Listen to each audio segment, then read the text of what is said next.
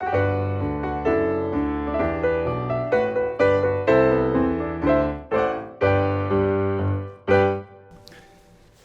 and welcome to my Flosstube. My name is Jacob de Graaf. I am the owner and designer of Modern Folk Embroidery, and I'm excited that you're joining me today. It's going to be quite a full episode. We've got a whole bunch of new releases.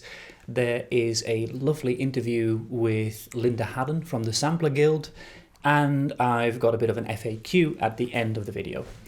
And I wanted to talk a little bit about Black Sampler November, which is of course coming up. I had hoped to do this video much earlier, but things have been super busy here.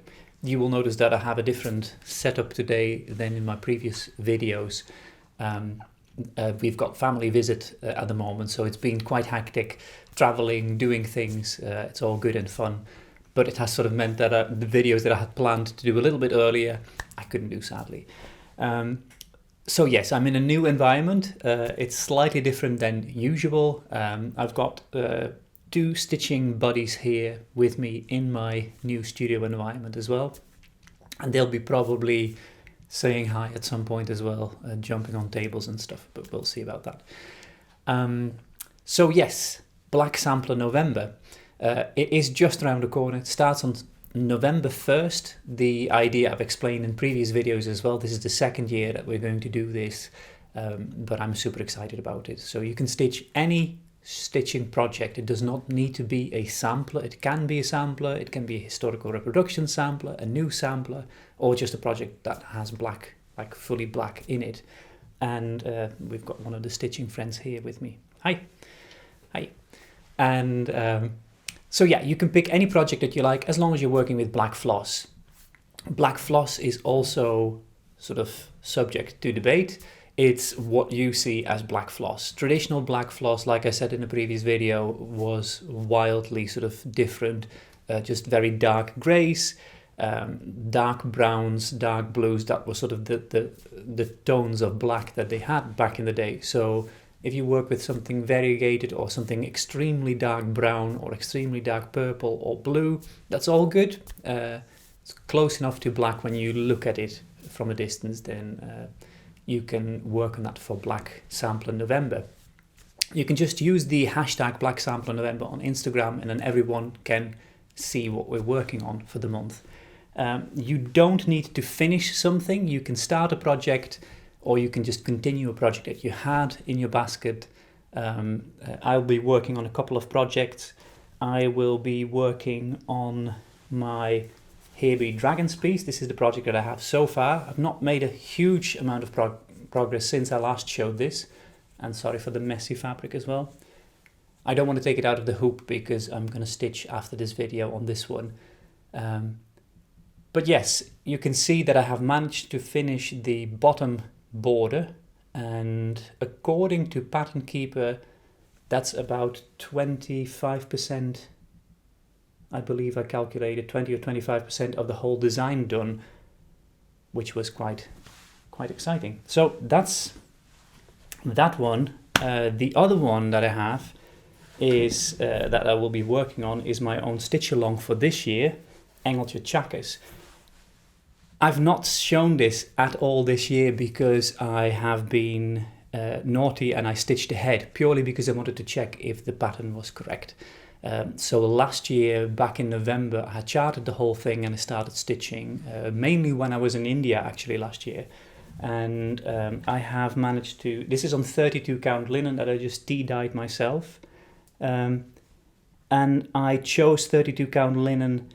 I would have done it on finer linen, but I chose it because I can hand sew the crosses on it, and it was just a perfect sort of holiday project for me to sort of just throw in a bag, and that's where I am at the moment. So as you can see, I've completed everything through to October, and I have started the November part already, which I started last year in November.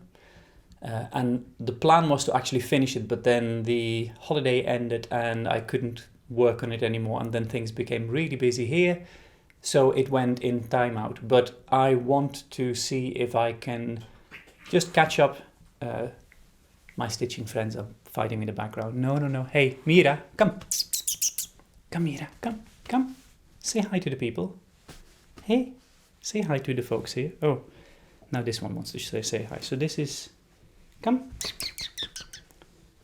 No, she's being shy suddenly. But, so that's the Engeltje Chakkers sampler, and I'm really excited about this. This is a really cool project for Black Sampler November. Now, of course, this is a Groningen sampler. I've talked about it in the past as well, and it's just really exciting to sort of finally show you how far this pattern is going. And I just really, really love her sampler.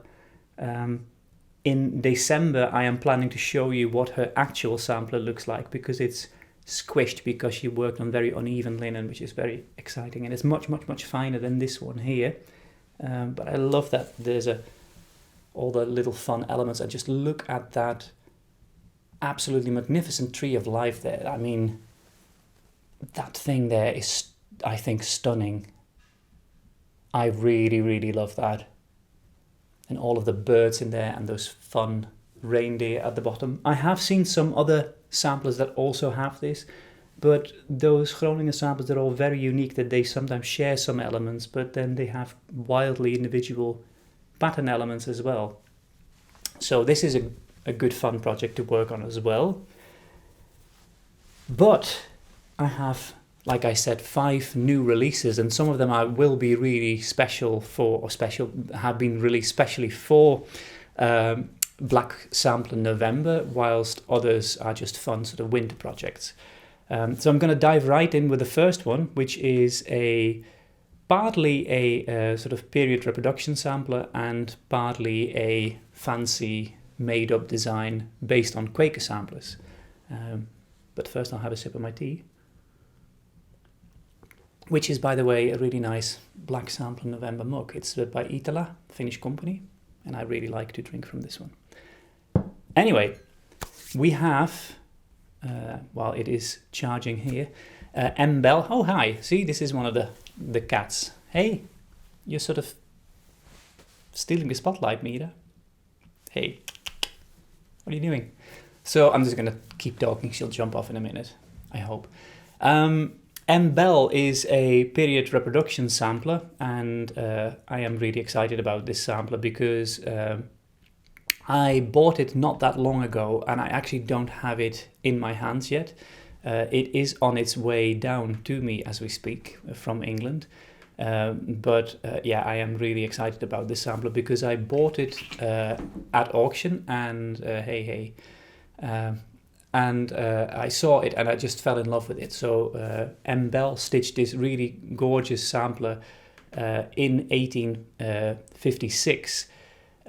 Just featuring alphabets, but it looked to me like a Quaker sampler, but it's very hard to tell whether it was or if it wasn't. It just, based on the alphabets, I would say it could very well be a Quaker sampler. But yes, it's difficult to sort of decide purely on something like that without there any other elements telling me anything about the stitcher or where she stitched it. It just looks to me like a Quaker. So I decided to create this sort of fancy sort of accompanying piece with Quaker medallions that's exactly the same size as M-Bell's original sampler. So I'm really excited about it. You can see the full design here now, which is the alphabet sampler, which is the period reproduction bit, and then the original bit, which has all of the medallions that I designed. The design is sort of loosely based on 18th, 19th century Quaker samplers. You can stitch them next to each other like you see here, or you can stitch them one above the other. You can stitch them on separate pieces of linen as well and frame them separately, or if you say, like, I don't care for those medallions, I just want to do the letters, you could do that as well. Or the other way around. It's completely up to you how you want to stitch this one. I think it's a really fun pattern. I'll just tell you quickly the size of each individual piece. So depending on whether you put them next to each other, the width will be twice that, or the height will be twice that, depending on how you stitch it. So the height is 165 crosses and the width is 112 crosses wide. So they're not huge patterns. So they stitch up fairly quickly. The alphabet chart has a total of 4,500 crosses, and the medallion chart has just under 6,000 crosses. So again, it's not a huge commitment, so it's something that you could work on in November as part of your stitching rotation, I think. The whole chart has a whole bunch of extra information as well, and it has the period reproduction bit has a bit that's stitched over 1. She stitched her initial M over 1. However, there is an alternative version as well in the pattern keeper file, which is full crosses only, or you can just choose to stitch whatever you want or repeat the letter M like I did in the pattern keeper version from the other over 2 bits, and then you don't have to work on linen, you can just work on Ada or anything really. So that's M Bell 1856, which I think would make for a really nice period reproduction sampler. So the second sampler that we have is the Colt C sampler. Now this one again is really perfect for Black Sampler November. It is a pattern inspired by 18th century patterns from Iceland, traditional embroidery, and from the Shona book that were made by female stitchers who would sort of collect these designs and then sort of gather them up in a really beautiful little booklet. Now, this one apparently that I saw was by Ragnheiður Jónsdóttir. I just love Icelandic names, and I'm probably horribly butchering her name. Sorry to any Icelanders out there. But yes, I really love the look of those patterns and designs. So I decided to take letters from those ancient Shona book and use them in a slightly modified version to make up the alphabet pattern. And you will notice that the design is missing the J and the letter U and W. These were often omitted as they just were not necessary often to be used. The I would be the J, the U could substitute for the V and the W. So I included an X and Y and a Z that I made up to sort of fit in with the Icelandic lettering that was traditional, as I thought it would be kind of fun as well if people used those letters to sort of just put their own name underneath it or do something else with it. So I wanted to sort of get a complete Western alphabet. If you need a U, you can just use that, or the V, you can just drop that little bit of the leg of the U, for instance, or put 2 V's next to each other and you've got a W. So it should be sort of self-explanatory there. I think it's a really fun pattern. I really like it. I really want to start it. I don't know if I will have time because it is a really crazy busy period, and I don't even know how much stitching I will be getting in this month. But we'll see. I mean, it's all exciting, it's all good. I am also really looking forward to following what everyone will be stitching this year. But yeah, we shall see. As for details on this sampler, it is 159 crosses high and 125 crosses wide and has a total of 8,500 crosses. So it's sort of similar size as the previous pattern that we talked about. Then we have, because we're staying in Iceland, and we have Jóla Katrin, which is a brand new design in my Dark Crosses series. I'm just going to have a sip of my tea while it's still hot. So I think this is a bit Jóla Katrin as well, aren't you? Hey, Mira, are you Jóla Katrin? Yeah. Are you Jóla Katrin? Yeah. Oh, she's so sweet.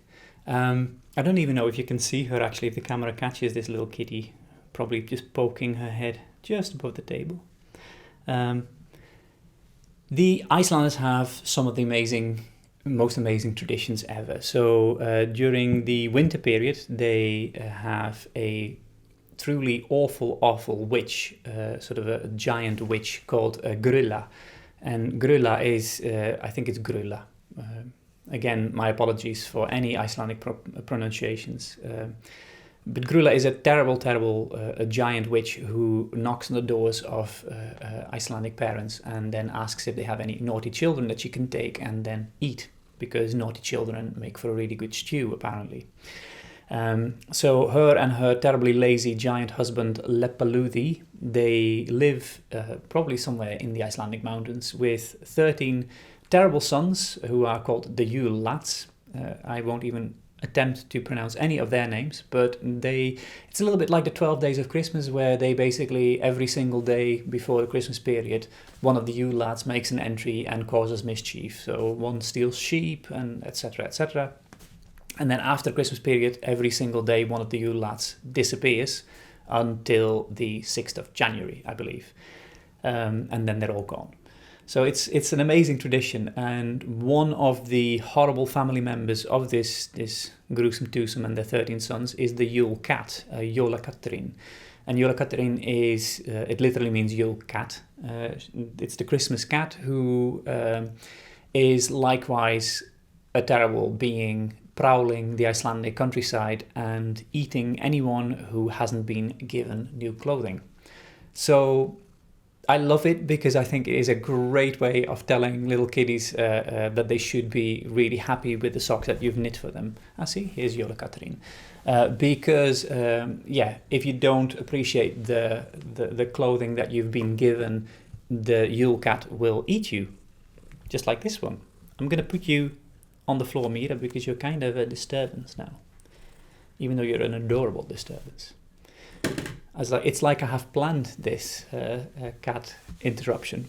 So yeah, Jólakatturinn is a really fun pattern. It's a little bit bigger, this one. This one is 173 crosses high and 173 crosses wide and 201 crosses high. And it has a total of just under 19,000 crosses. So it's quite a bit bigger. However, you could of course choose not to stitch the whole of the border around this pattern and just go for the centerpiece, which would save you a lot of crosses. But it's completely up to you. As you can see on the cover, the letters again were borrowed from Icelandic Sjónabók, so they're very traditional. If you don't like them, I have also got a more sort of traditional... Oh, don't. She's purring on my microphone. No, you can't do that. I've also got a more traditional sampler lettering that just says Jólakatturinn as well. And I'm going to take this little monster down here. Yeah, because she'll just jump on the table more and more now. So that is a Jólakatturinn. No. She's crazy. The fourth new pattern that I have is a winter kaleidoscope. Now, a couple of years ago, I released a pattern called a summer kaleidoscope, and it was quite a big hit with a lot of stitches. And I got many requests like, will you be making a winter accompaniment for this pattern?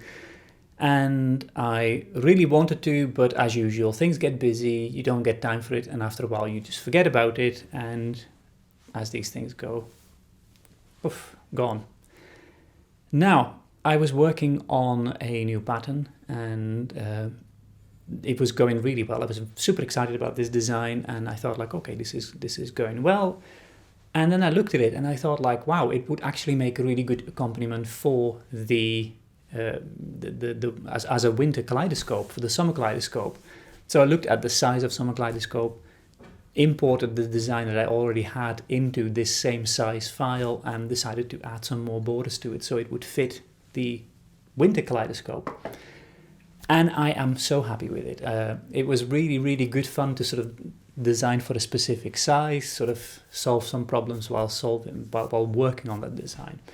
And for this one, I really looked at the designs of the Zuiderzee, the Southern Sea area in the Netherlands, which used to be a big sea in the center of the country, which we filled up with land to make a 12th province, and we sort of locked it off as well.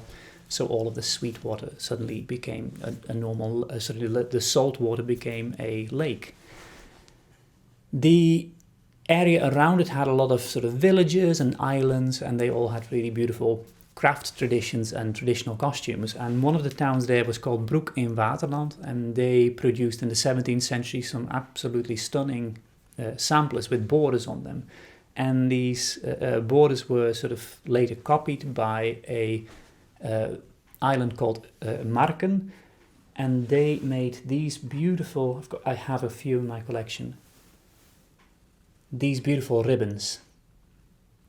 And you can see the pattern here, and then TI, which is probably the girl's first initial, and then the I is probably the father's initial, the first name, so they were patronymics.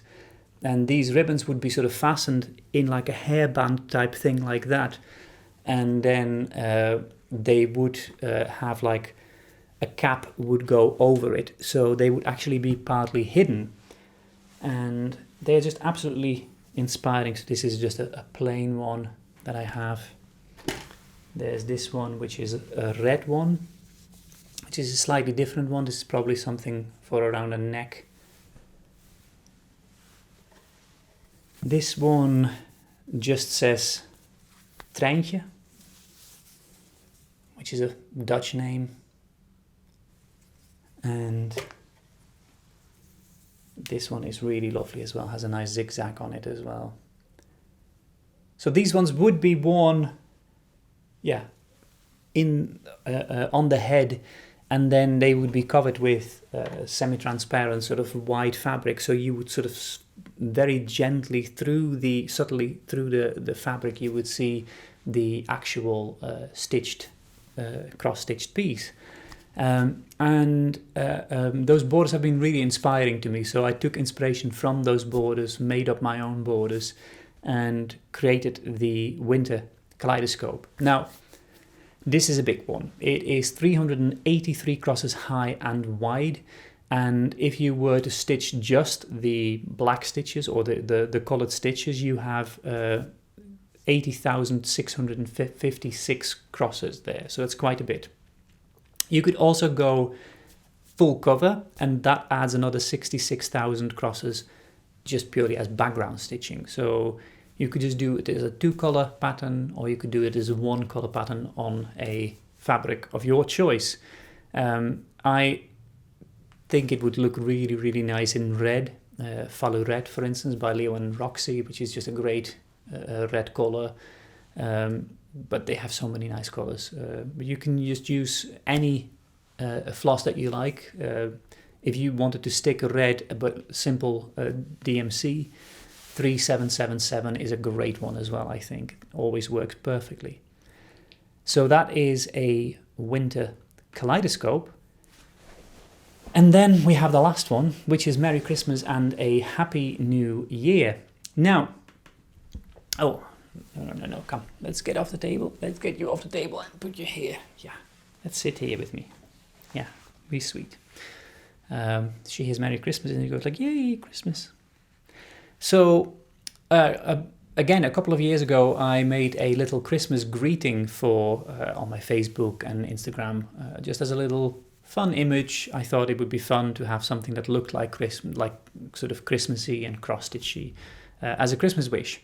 But immediately after releasing it, people kept asking me, oh, will you release this as a pattern? And I was like, well, no, it's just a fun card. But I noticed that even a couple of months ago, someone got in touch with me again asking, I would really love to stitch this one. So I sat down, couldn't find the pattern anywhere. So I had to start from scratch again and work on it. She is very in love with the microphone, this one here. She tries to sort of hug it a lot. So yeah, I had to start from scratch again, and I refined it a little bit so it actually works better as an actual pattern. And it is available now. I'm really excited about it. It's not a huge pattern. It's 162 crosses high and 141 crosses wide, and it has a total of just under 6,000 crosses. So it's not small by any means, of course, but it's not like Heaven and Earth design size either.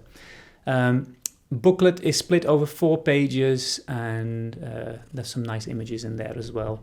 And so that is the Merry Christmas and a Happy New Year design. So those are all of the new releases that I have.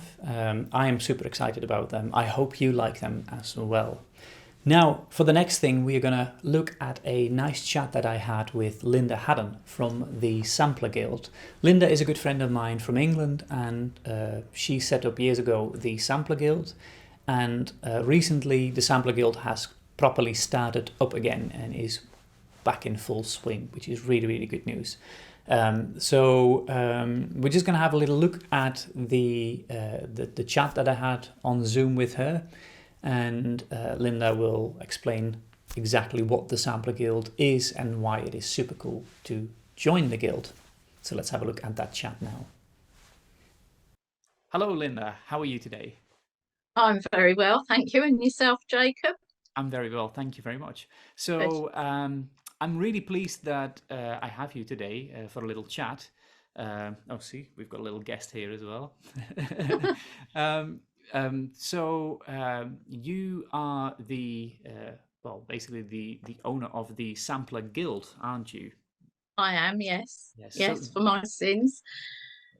And we've been going, well, we started in 2001, and then we had a slight break between 2016 and now, and we're back again.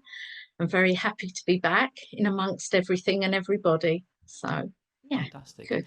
And tell us a little bit about yourself. Who are you? What do you do? Who am I? What do I do? I'm a stitcher. I'm a mum, a grandmum. Um, I've got 3 sons, and 2 of them live abroad, so we don't get to see each other very often, but that's fine. I work as well as running the Sampler Guild, and I always seem to be busy. Nothing exciting, but I love what I do and I love the people I meet, and yeah, it's all good. Fantastic. And you said in 2012 you started the Sampler Guild. 2001. 2001, sorry. 2001.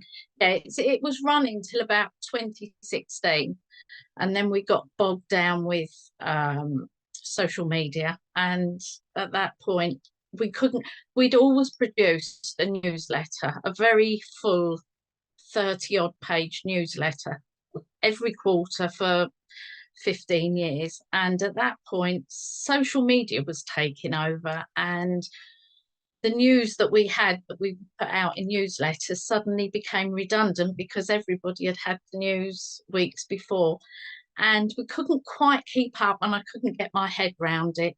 So we decided just to take a step back and let things settle down and see how we were going. And in the last few years, it's become fairly obvious that the Sampler Guild was missed, what we did, how we did it, where we did it. So I decided in March this year to reinstate it. And I'm so glad that we did that. We made that choice. I think all of the members are really glad that you did. And I think what's really lovely, what I've experienced from the guild is not so much the news bits, because like you said, like, news travels really Yeah, fast now through social now it media. does. It's not the need like in the past that you had where you got news from a guild and everything, but it's especially the sense of a community of stitches, which I think is Yes. really special, isn't it? Yeah, they're special people the world over, and I did miss everybody. And it was a hard decision to make, and it was a hard decision to make to come back. But once I'd done it, I was really pleased, and it was quite obvious we'd been missed. And we look forward to continuing the work that we did for a long time, because we worked a lot with museums and curators and researchers and stitchers. So we were an important part of the sampler arena, I feel, and now we're back.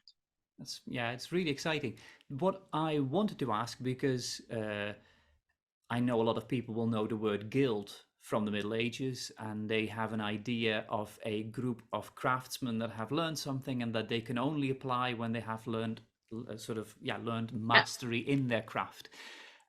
So what exactly does the Sampler Guild do, and who can join? Do you need to be a master sampler maker, No, you or? don't. You can be a stitcher. We have museum curators, researchers, antique needlework collectors, the whole scope within the sampler arena.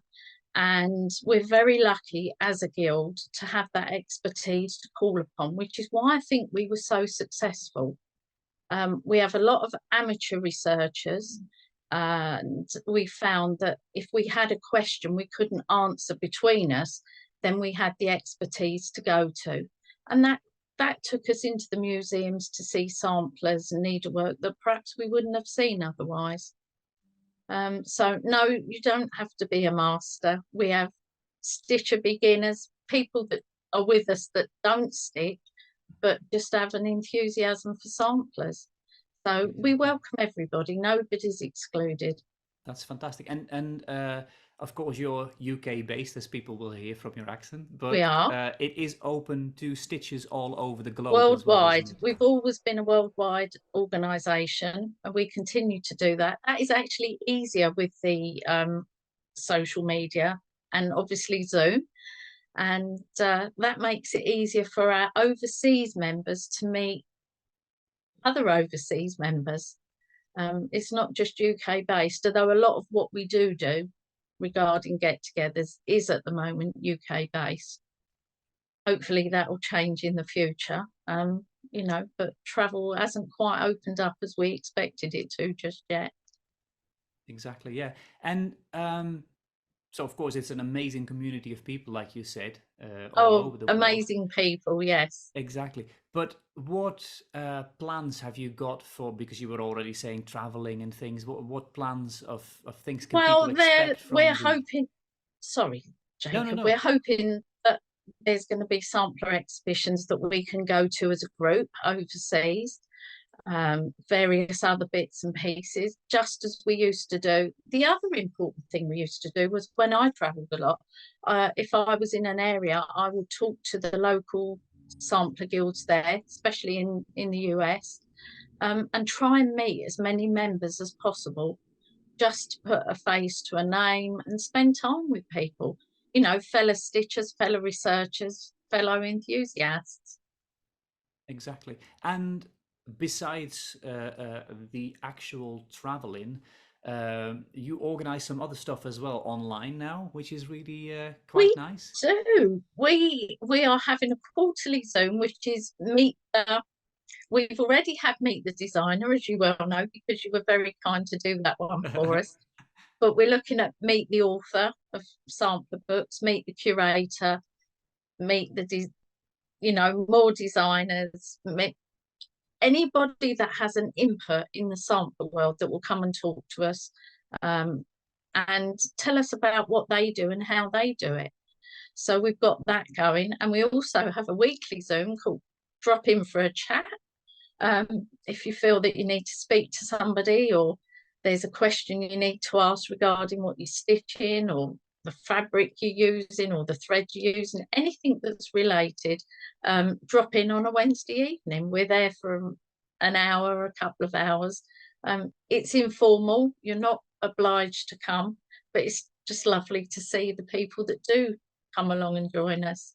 I've been really enjoying it. I've been a couple of times because I couldn't make it a couple of times, but the last two times I believe I have joined on the Wednesdays, which has been a lot Yeah. of fun. They're usually slightly more intimate groups as well, as they sort of rotate. I've noticed that like one week someone will show up, another week someone else will show up. So Yeah. it's a really lovely, and what I really find, like I said, that sense of community, which is really wonderful. But Yeah, what I really that's like, the way that you can chat with other stitchers all over the world and have like, I need to know something. Do you know where I can get this in your country? And then the connections is really wonderful, and the friendships that you can build up through the guild, which is really wonderful, isn't it? It is, and it amazes me how knowledgeable people are. They say to me, "Oh, I don't think I can join the sample guild because I don't know a lot." And you get them on a call, and suddenly they realise they actually know a lot more than they think they do. And they've got some wonderful, you know, snippets of information and stories to tell. So it's, yeah, it's all levels, all skill levels, all, you know, it works. It worked before and it works again now, hopefully. I think it probably even works better now because of that direct, immediate connection that you can have with people through Zoom calls and Yeah. the way that the email newsletters are being sent out. I think it's just a really wonderful group. So the last question that I want to ask you, how can people join you? Where can they find information? People, we have a website, www.thesamplerguild.co.uk. There's an email address on there. Email me and just say, I'd love to join. This is who I am. And then I'll send either PayPal details or bank transfer details. Depends where people are in the world. And yeah, there's the membership information is actually on the website. So it's all there.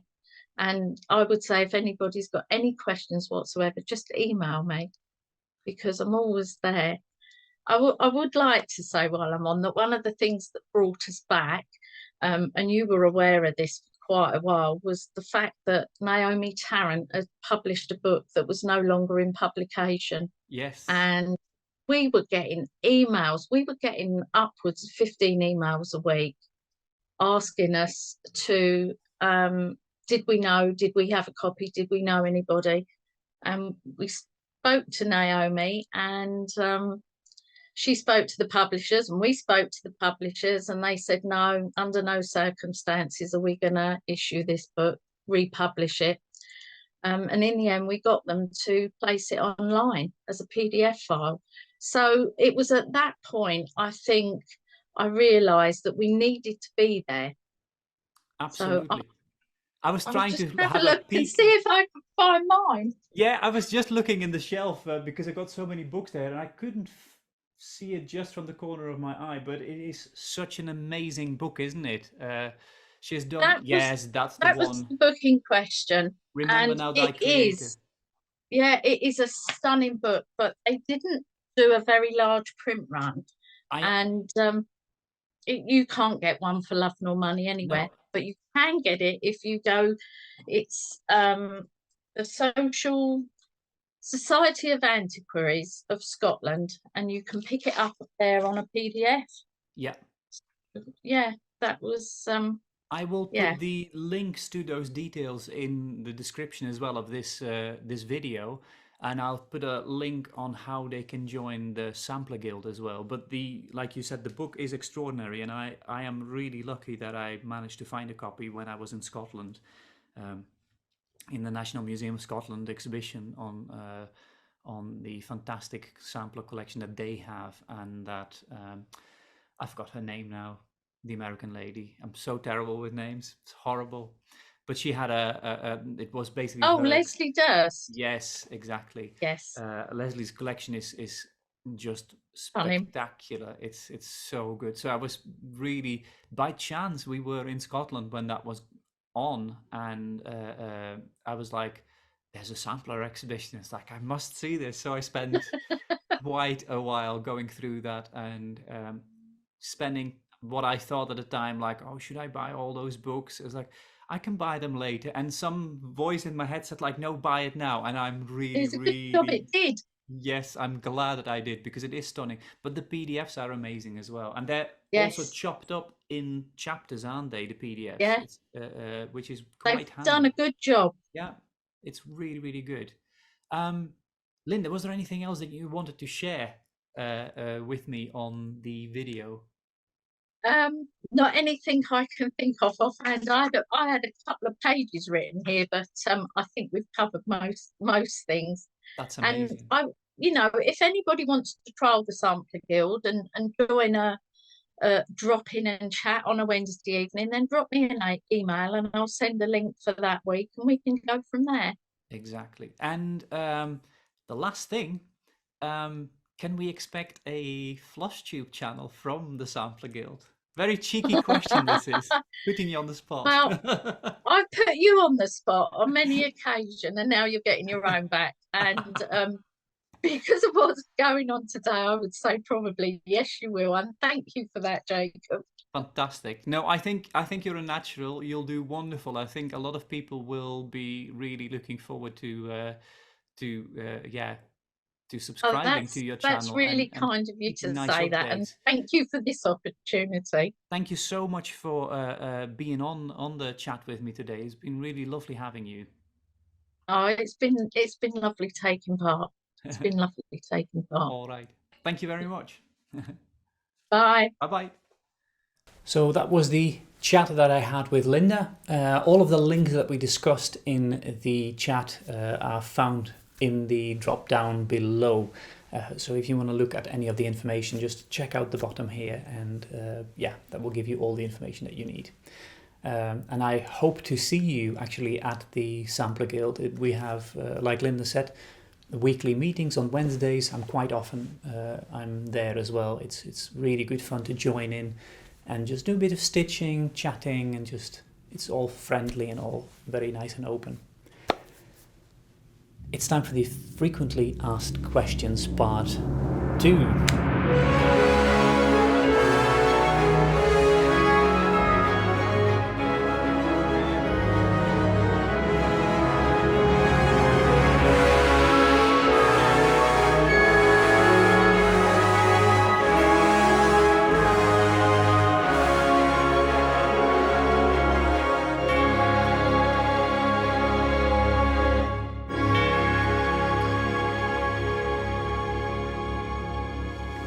So, I'm gonna grab my mug and we're gonna dive right in with the very first, very appropriate question by Snob Mushroom, and they ask, if you drink tea, herbal tea, whatever, what is your go-to tea or your go-to drink? I feel like this is an important question. Well, I fully agree. Drinking Yorkshire tea at the moment. Yorkshire tea is my favorite black tea that I drink with a nice dash of soy milk in it. It is a really lovely tea by the folks from Harrogate, Tailors of Harrogate. I used to work for them. I used to work for Betty's Tea Room in York, which is the same company. The two companies have joined back in the 50s or 60s or something like that, I believe. And they make some of the best teas and coffees in England. And yeah, I really like them. It's nice to have them in Rotterdam, to have a little bit of Yorkshire with me. And yeah, there's nought above Yorkshire, as they say. So yeah, the Yorkshire Builder's Tea, it's really, really lovely, that one. I love herbal teas as well, but a lot of the times when I make herbal tea, I'll just make it my own, just cutting up some ginger, putting in some cinnamon sticks, maybe a clove or two, a bit of honey and hot water. Let it steep for a bit and just drink it with all the bits floating in it. And then once you're done, you can chew on the ginger and give yourself hot flushes. So yeah, that's pretty much the teas that I really, really drink. And yeah, I drink a lot of tea. I'm a big tea drinker. I love coffee as well. I'm a big coffee drinker. We have a nice espresso machine at home. So it's really nice. There's some really good coffee roasters in Rotterdam. And there's a really nice Ethiopian coffee roaster in The Hague that I like. So yeah, it's just really nice. We use them quite a lot. Second question is from Ellen Reed, maximum cross stitch power hour on Flosstube. And she's not only a Flosstuber, but she has recently become a fellow designer. So hi Ellen, and welcome to the designer group. By the way, if you haven't checked out her design stuff, she's on Instagram as Maximum Cross Stitch, and yeah, there's a couple of freebies on evertote.ca which you can download, and they're really, really awesome. And yeah, and I fully agree with Alan as well. Autumn is the best season, and you can fight me if you don't agree. Anyway, Alan's question is, great Flosstube. Well, thank you, Alan. There are lots of houses on samplers, but I'm wondering if you've seen any that have churches on them. Do you know of any samplers that have churches or cathedrals on them? Also, socks and sandals, crime or fine? Well, it's a very specific, very spontaneous question, not at all put there by me in any shape or form. I did not force you to ask that at all. So, ta-da! This is, I think it's Jane Gimsey. What was her name again? Yeah, Jane Gimsey, and she stitched York Cathedral. Now, as I said, like I used to live in York, and it's quite a disgusting piece of linen, actually, this, but I love this sampler. Jane Gimsey stitched this in the 1840s, and it features York Cathedral, which in real life looks quite different than in Jane's fantasy, but it has 2 towers, which I thought was a fun Lord of the Rings pun, which is less funny now I have to point it out. But yeah, this sampler, I really, really love this one. I have this feeling that samplers from York/Yorkshire, they often, and the north of England, often have these beautiful coloured sort of geometric patterns. So in the stained glass window that she stitched, she's got all these little triangles, and you see them quite a lot in sort of northern England samplers. They're very colourful, lots of reds, blues and oranges, and then these nice sort of yellow tones and greens. But yeah, to me this is like a proper northern English sampler, and I really, I absolutely love it. The big crazy angels here flying. But that's Jane Gimsey's sampler. So that was a wonderful excuse to put that one in there. Totally spontaneous. Thanks for asking that one, Ellen.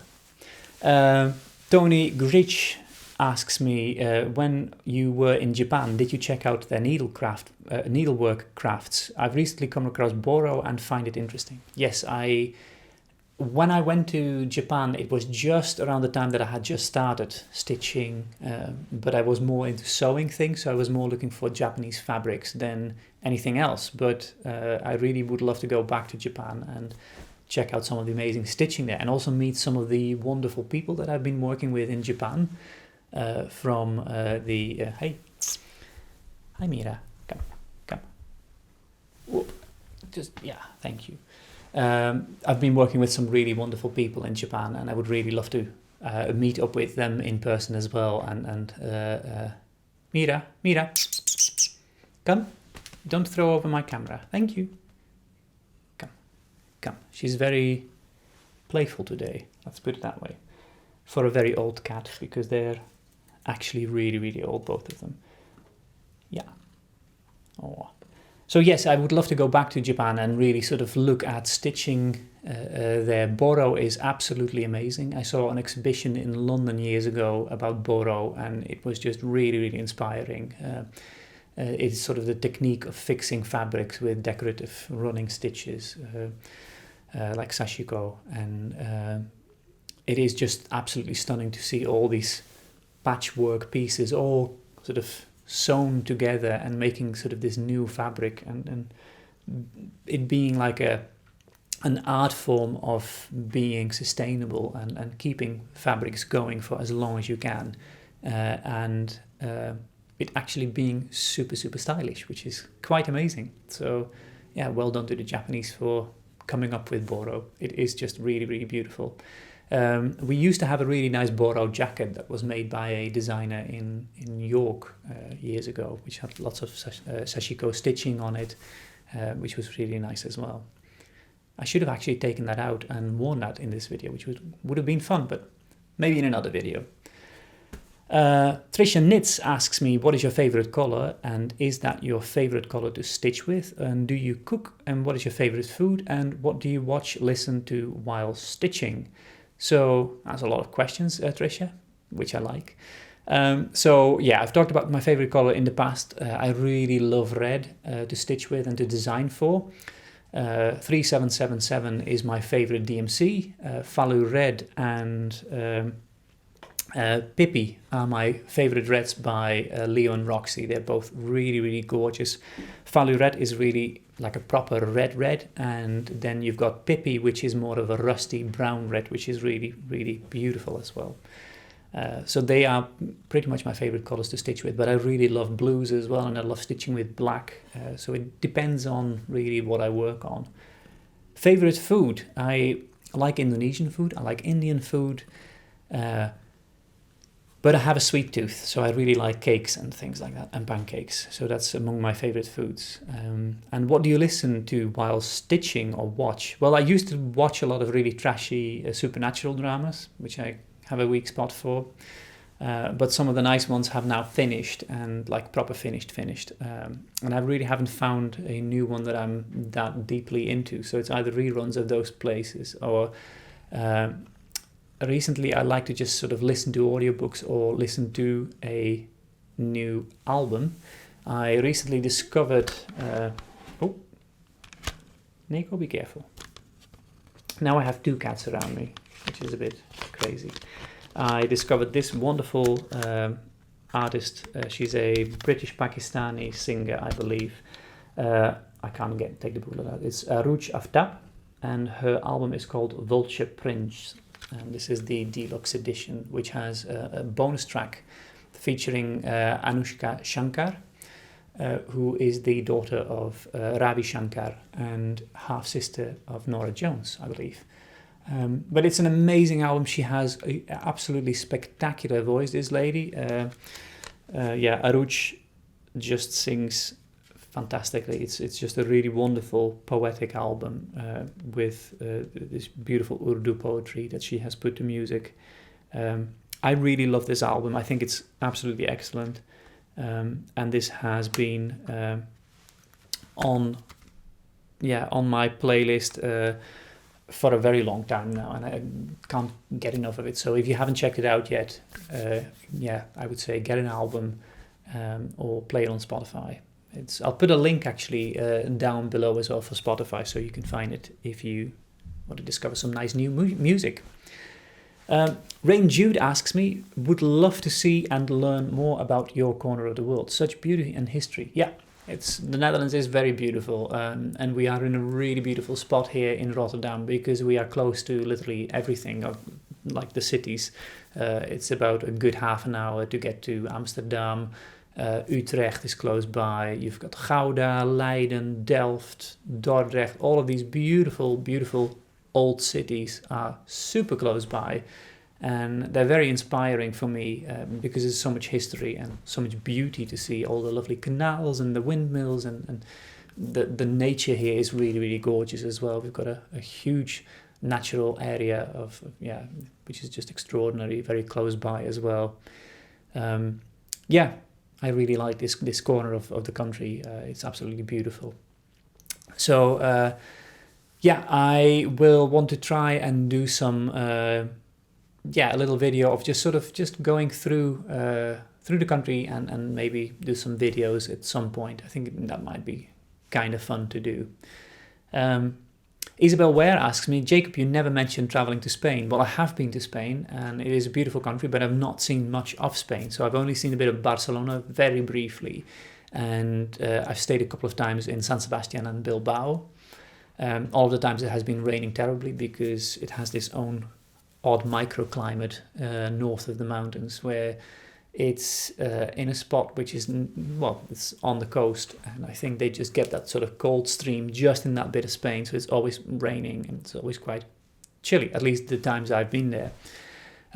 It makes it very beautiful and very green and very lush as well, but it's not what Spain is famous for, sun and all of that. But it was very beautiful and it was very inspiring, and we saw some really nice ancient monuments while we were there. I hope to come back again, and I hope to maybe do something with Spanish culture as well, because I really do love it. Who knows?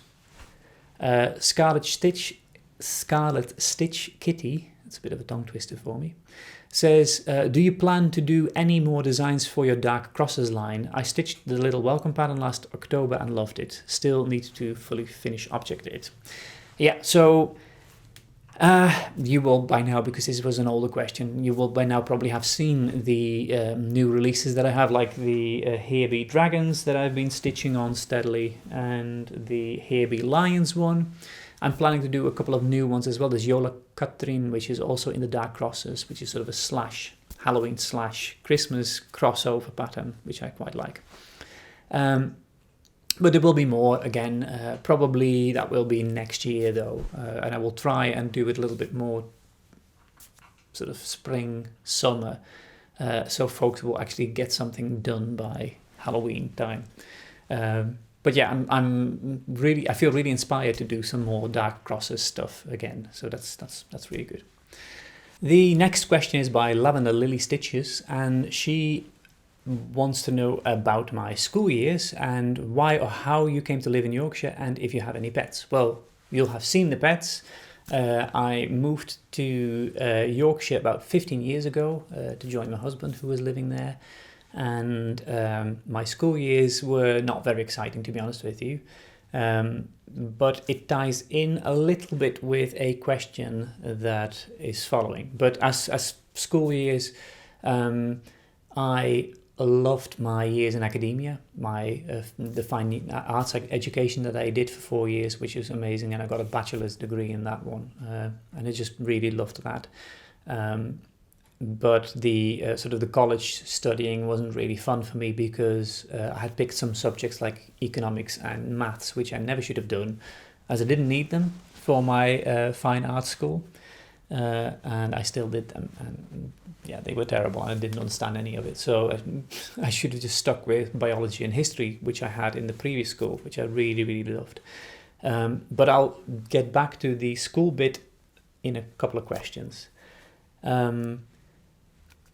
Amanda Hannah asks me, how do you feel when you see your patterns like the fruit of plenty transformed into so many wonderful variations? So it's super exciting. I think I have answered this question in a previous FAQ as well, or a similar question, but it is really humbling because it is so exciting. I just sit behind this computer, I just click on this mouse and I create these patterns, and then I just put them out in the world, and then there is an audience that actually wants to stitch all of these things, and it's just the most awesome thing to ever to sort of see how people interpret the designs, how they stitch them, the colors they choose, the creativity involved, the framing. It's just awesome. And then to sort of think that these pieces have meaning for people, they become heirlooms for their family, they are given to their children and grandchildren and hopefully passed on for many generations. So it's kind of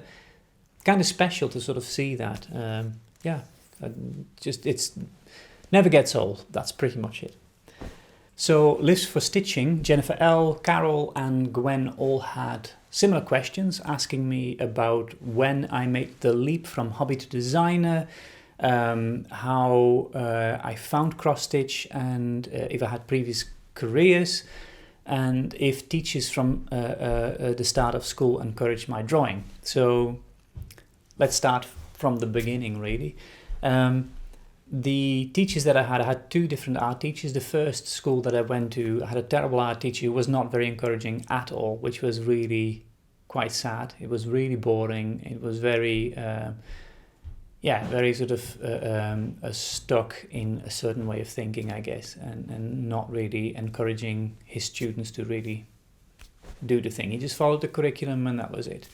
Then I changed schools and I went to a slightly higher school, and the teacher that I had there was the most amazing, wonderful man. He was so inspiring and so sort of encouraging, and he really wanted me to do the best. He always recommended stuff to me. He really challenged me to become better, learn more.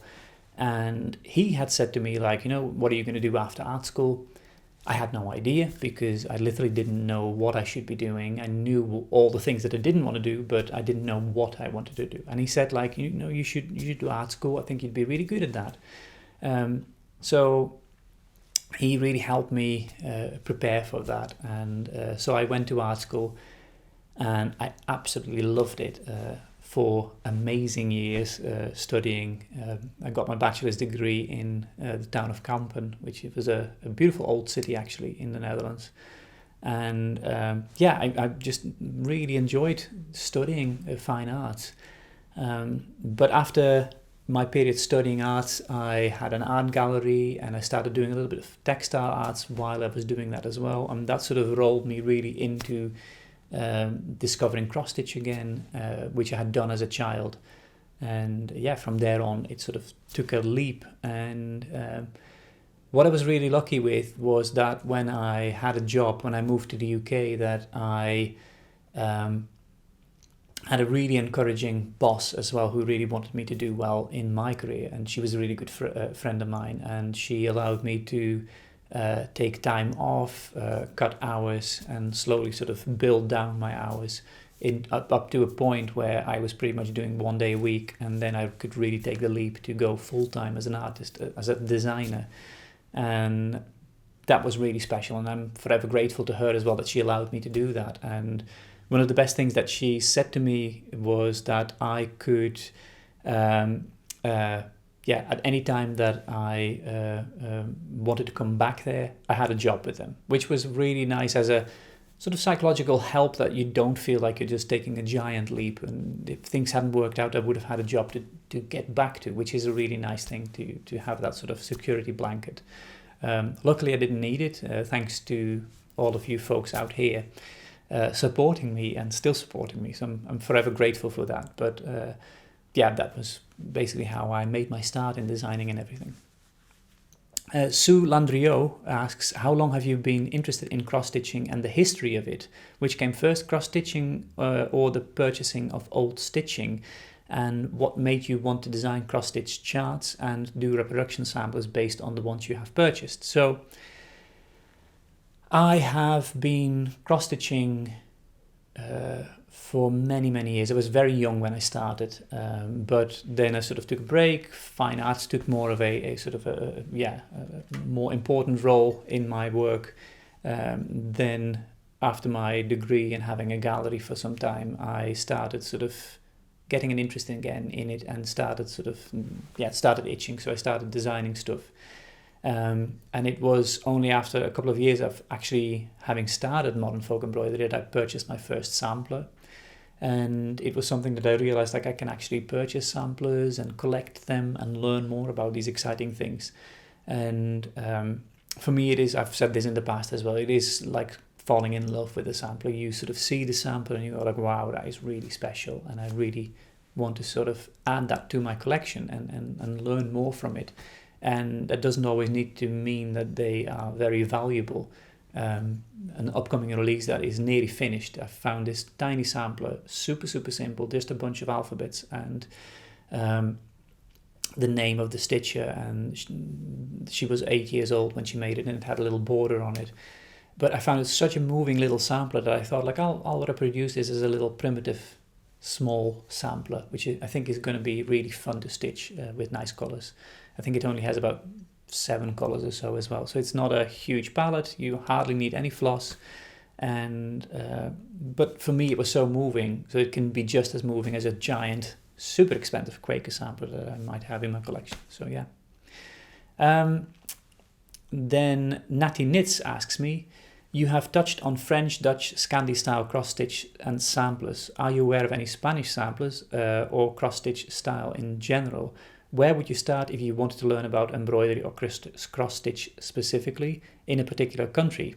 I'm part British and part Spanish, so I would love to stitch something from both countries. So, a really good question, actually. It's, for me, I just do lots of museum research. So I find museums in said countries, find if they have cultural institutions linked to cross-stitch collections, and just do a lot of online research. I try to get books of those subjects whenever I can and read on them as well. Spanish samplers are kind of fascinating because there is more of a culture of, I think the Mexican Spanish samplers, they're really intriguing. The ones that are found in Mexico and South America, they have a really interesting history where they use typical European elements, but also typical traditional Mexican elements, and they're sort of blended together in these rather unique samplers. So I find them really intriguing, but I know too little about them to really sort of say something interesting about. Spanish and French samplers I found, because they're such Catholic countries, they are all they have a similar sort of look about them, where they nearly always start with a big cross and then an alphabet and then some decorative elements, but they're mostly very Catholic linked. So they must have been sort of those Catholic schools. They had a very strict, sort of rigid way of teaching and how they made the sampler. So for me personally, I have a few samplers from this area, but the Spanish ones that I have seen, at least, and I have seen very little, I have to admit that, but the ones that I have seen, I didn't find particularly super exciting to be collecting. I have one sampler stitched by a girl, and she didn't finish it, and it's literally enormous. It's a giant, very coarse piece of Hessian fabric, and she stitched a whole bunch of really interesting, sort of nearly Quaker-like motifs on it, and lots of beautiful letters and things, and a sort of a square motif, and I think that might have been an Agnus Dei at the center. So it's very Catholic again, but it's really beautiful, and I don't know what to do with that, if I want to finish that design or use elements from it and put them together in a new design. I find it really interesting what she did. I haven't decided yet how I will work with that pattern, or if I will work with that pattern. But yeah, Spanish samplers is something I would love to sort of learn a little bit more from in the future. But yeah, we'll have to see. DLN, I don't know how to pronounce your username, but it was the letters DLN. It says, wondering what is the oldest Dutch sampler you know of, and who are some of the oldest Dutch sampler stitches you know. Not sure what the second part actually means, if you mean the oldest age or the oldest stitches that you have seen, but the oldest Dutch sampler that I know of, it's really hard to pinpoint, because a lot of the really ancient samplers, they hadn't properly been dated yet.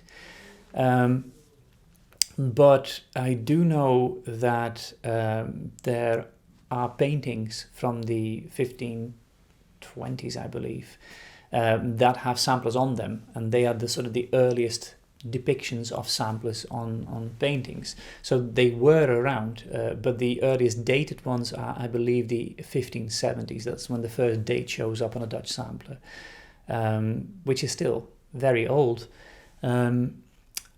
But yes, they are. It's intriguing history. I would love to know a little bit more about the very earliest samplers. I have some information in some books, but it's sort of scattered, because not a lot of it is known, as sadly those samplers haven't survived, and they were proper samplers in the sense of that they weren't intended to be displayed. They were just sort of pieces of cloth with little motifs.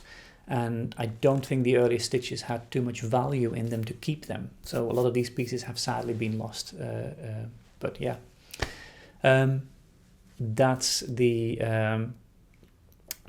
oldest samplers. As for the oldest sampler stitches,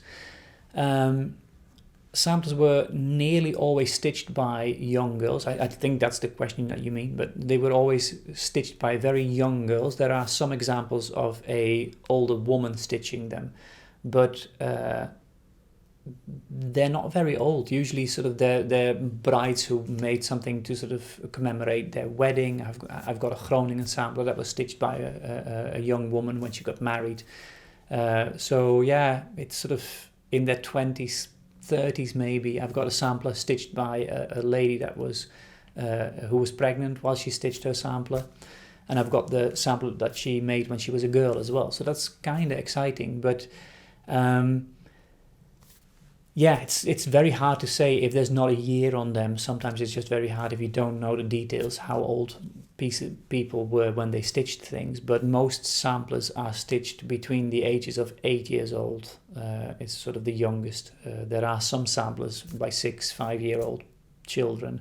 But really they started stitching from age 11, 12 onwards to about 14. That's when the sampler in the Netherlands was stitched in school or taught. And after that you started with a darning sampler when you were a little bit older, and then you might do a fancy sampler about age 15, 16 or something like that. But yeah, that was sort of the ages that people were stitching, really. So between your early teens to your mid-teens, that was when you did your stitching pieces. Cecil G asks, what do you do with all your wonderful samplers and work you stitch? As a stitcher, I show my work mostly when I wear them. So as a knitter, not as a stitcher. I show my work mostly when I wear them, but what do you do with them? I'm already getting the box out here. Frame them and hang them on the wall. Put them in a drawer and take them out now and then to enjoy them. Make a cushion. Would be so interesting to know more. Well, the drawer bit is indeed correct. So this is a very old box of white pigment that a painter used. It's really heavy, by the way. And inside we have lots of fully finished, partly finished, etc. things gathered, stuffed very disrespectfully. It's a terrible box. But yeah, it's full of stitching.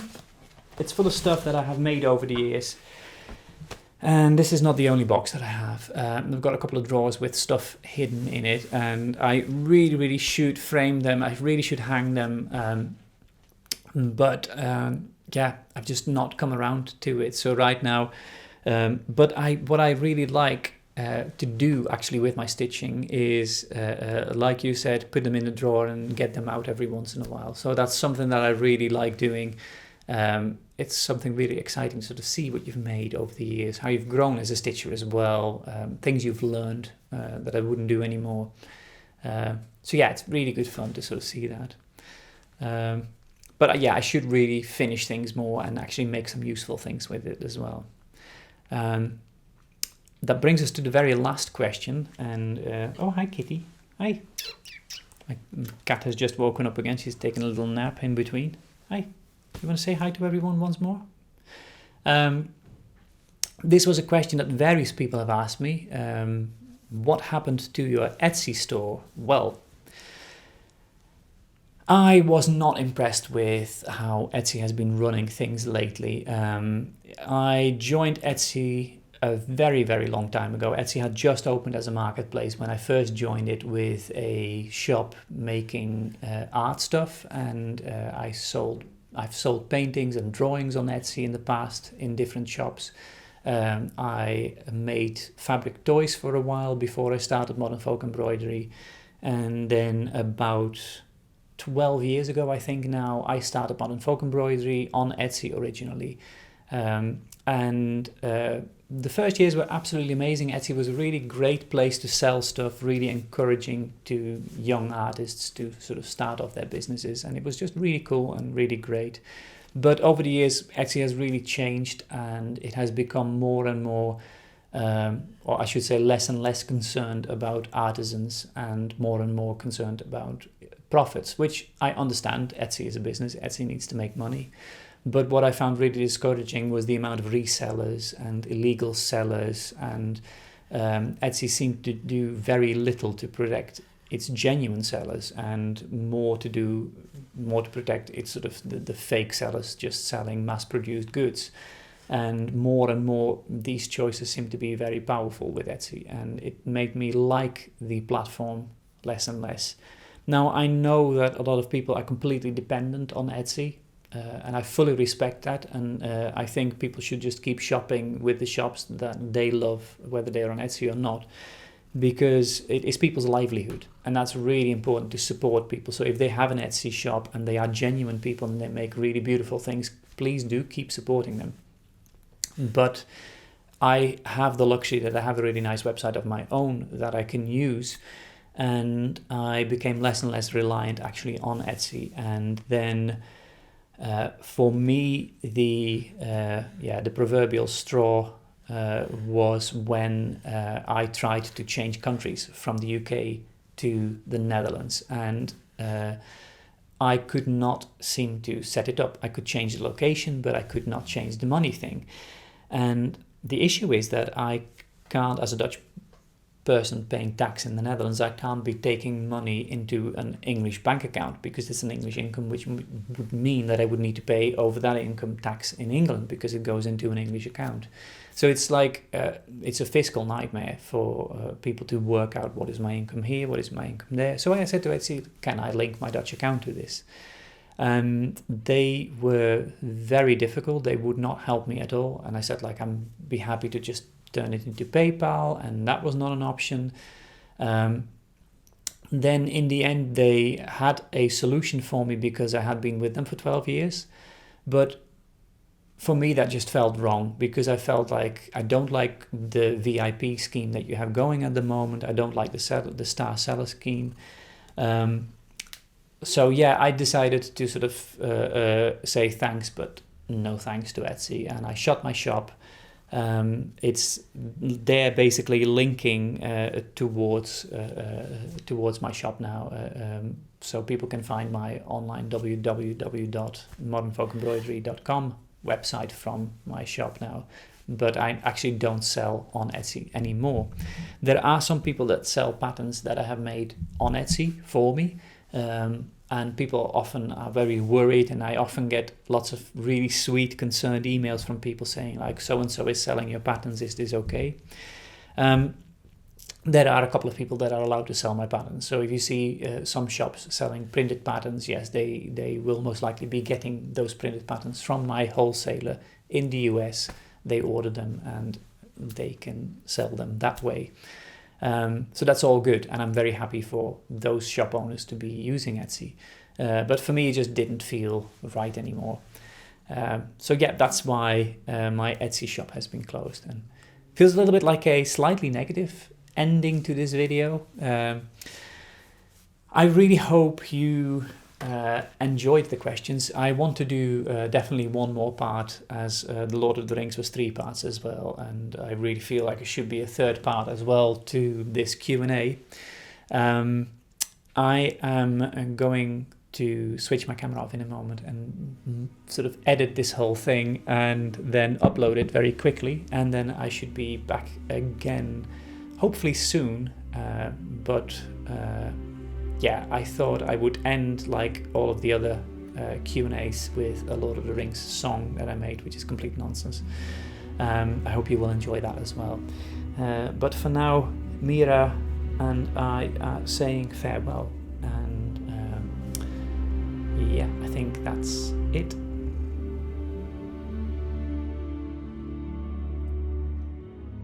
This Q&A is over now. I'll shut my mouth and I'll leave you with a bow, and I'll say farewell.